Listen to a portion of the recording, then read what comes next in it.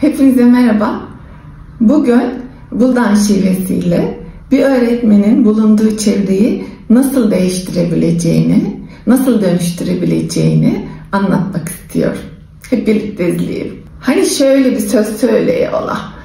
Bir insan seni en son anan kişi de öldüğü zaman ancak o zaman ölürmüş diyorlar ya.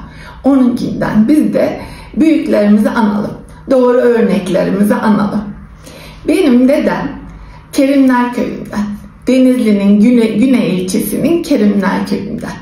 Aslında geçmişleri Orta Asya'ya dayanıyor galiba ama tam ben orasını bilmiyorum. Dedem benim Türkiye'nin ilk öğretmenlerinden. 1969 yılında öldü. O sırada 65 yaşında bileydi. Sanırım 1904 doğumlu bile. Dedem o zamanın şartlarında Denizli'nin Güney ilçesinin Kerimler Köyü'nden kalkmış İzmir'e öğretmen olmak için okumaya gitmiş. O günün şartlarını düşünseniz ya bir. Bugün bilen Amerika'ya gitmek ondan daha kolay. Ulaşım şartları zor o gün için. Para imkanları yok. Neye göre, nereden aklına geldi de öğretmen olmak? Neden İzmir'e gittiydi orasını bilmiyor. Ama öğretmen olmuş. Geliyor Kerimler Köyü'ne. Dönüyor kendi memleketine. Oradaki herkese eğitim için uğraşıyor. Onların hepsinin eğitilmesi için uğraşıyor. Kerimler Köyü'ne baktığınız zaman ta o günün şartlarında bile kaç tane öğretmen çıkmış. Dedemin kendi oğlanları 2 tane, babamla amcam öğretmen. Halalarım 3 tane halam var. Onların eşleri öğretmen. Köye baktığın zaman kaç kişi okumuş. Kerimler Köyü'ne bir bakıyor. Hepsi bir araya geldiği zaman neredeyse hepsi eğitimli. Hadi o zamanlarda o günün şartlarında benim babam da 38 doğumluydu. O günün şartlarında çoğu öğretmen oldu diyelim.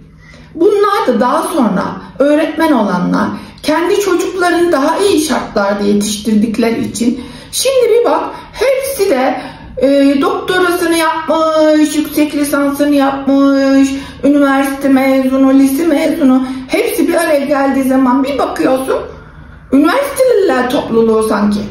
Köy değil, üniversiteliler topluluğu sanki. Yani söylemek istediğim bir insan köyünü değiştirebiliyor.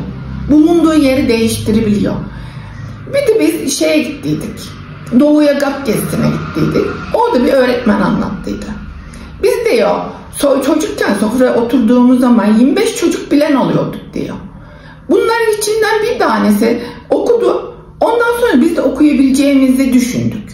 Demek ki böyle bir şey yapılabiliyormuş diye biz de okumaya başladık. Biz de ondan sonra öğretmen olduk diyor. İçinden bir kişi değiştiği zaman ailenin diğer kişilerini de değiştiriyor.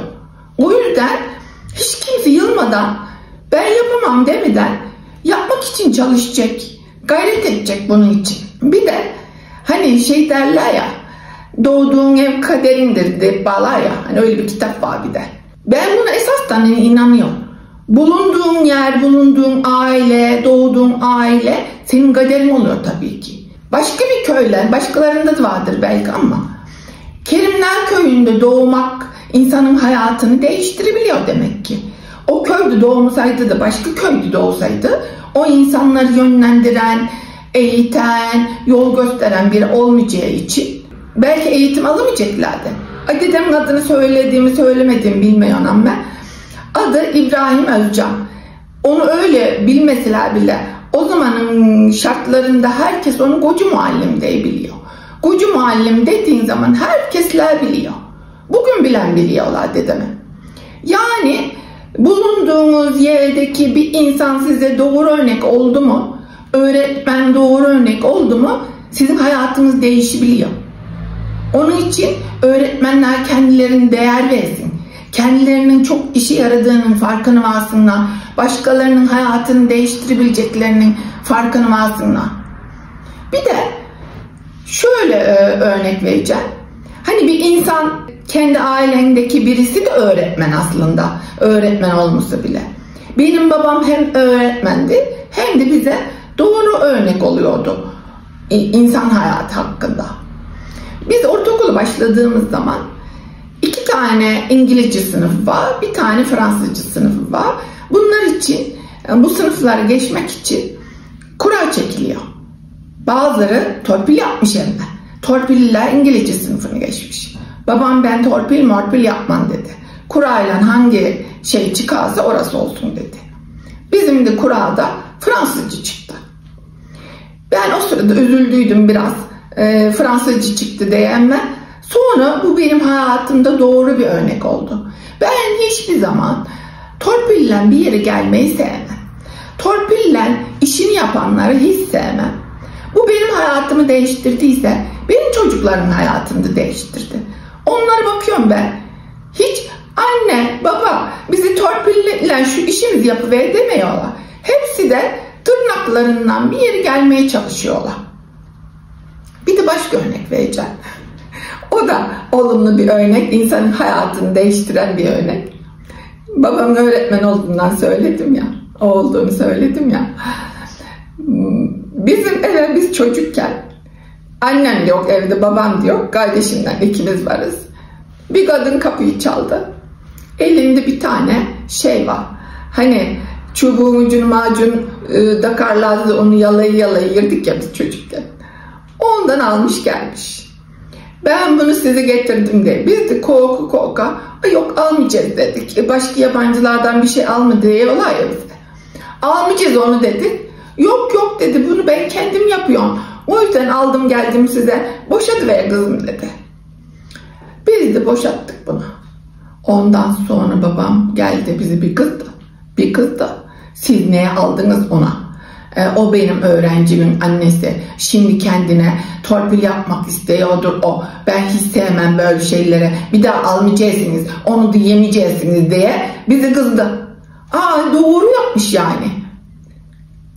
Ondan sonra biz bir daha birinden bir şey almaya da korktuk. Kendimiz birine rüşvet vermeye de korktuk. Rüşvet almaya da korktuk. Edemem ben yani zaten öyle bir şeye. Bu da bizim hayatımızda alışkanlık haline geldi. Hani bir öğretmen yalnızca okulda yaşadıklarından, çocuklar öğrettiklerinden ilgili örnek olmuyor. Kendi yaşantısından da örnek oluyor çocuklara. Diyelim o macun getirenin çocuğu son demeyecek miydi? Ben sınıfa geçerken aslında benim derslerim hiç iyi değildi de biz öğretmene macun verdik de o yüzden geçtim ben demeyecek mi? O da kendi hayatında sonradan onu sürdürmeye çalışmayacak mı? Böylelikle şeyi gördü. Hani birine bir şey vererek işini kolaylaştıramayacağını gördü. Eskiden hep böyleydi. Biz böyle gördük. Doğru örnekler olduğu zaman insanın hayatını değiştiriyor. Dedeminkinden bir köyü bilen değiştirebiliyor. Köyün değişiyor olması, o günün şartlarında o köyün değişiyor olması gelecek nesillerin de daha iyi olmasını neden oluyor. Gelecek nesiller de eskilerden aldıkları meşaleyi yenilere daha böyle büyüte daha geliştir taşıyorlar. İnşallah hepimizin öğretmenleri de öyle olur. Hepimiz de böyle olmaya çalışırız. İyi ki dedem gibi öğretmenler varmış, babam gibi öğretmenler varmış. Kendi öğretmenlerimin benim hayatımda olumlu izler bırakan öğretmenlerim de öğretmenler gününü kutluyor.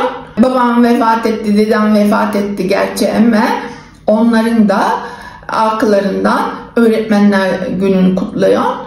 Nur için yazsınlar hepsi de. Bir de sizi şey diyeceğim. Ben konuşurken şeyi unutuveriyorum. Bu normal hayatımda buldan şivesine, buldan ağzını konuşmadığım için bazı kelimeleri unutuveriyorum. Normal kelimeleri kullanıyorum.